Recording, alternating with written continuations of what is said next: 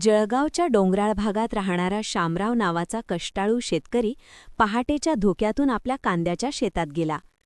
पण शेतात पाऊल ठेवताच त्याच्या नजरेत काहीतरी वेगळं पडलं.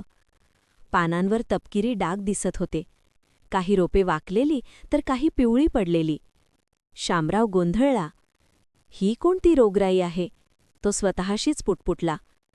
दिवसभर त्याने विविध शेतकरी मित्रांना विचारलं, जुन्या वह्या चाळल्या, पण रोगाचं नेमकं कारण समजेनासं झालं.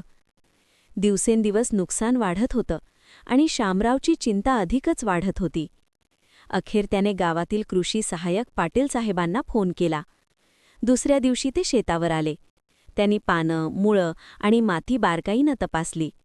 पाटील साहेब म्हणाले, शामराव, रोग ओळखायला उशीर झाला म्हणून नुकसान वाढलंय, पण काळजी करू नका.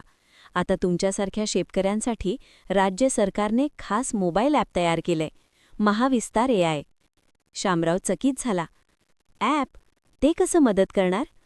पाटील साहेब हसून म्हणाले, या ॲपमध्ये तुम्ही पिकाचा फोटो काढला की ते लगेच रोग ओळखतं, योग्य उपाय सांगतं, औषधाचं मात्रेमापनही करते. शिवाय हवामान, बाजारभाव आणि पीक व्यवस्थापनाची माहितीही मिळते.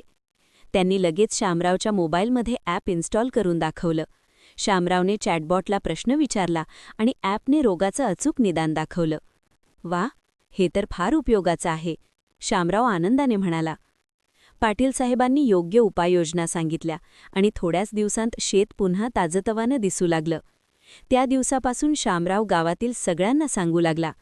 पिकांमध्ये काही बदल दिसला तर लगेच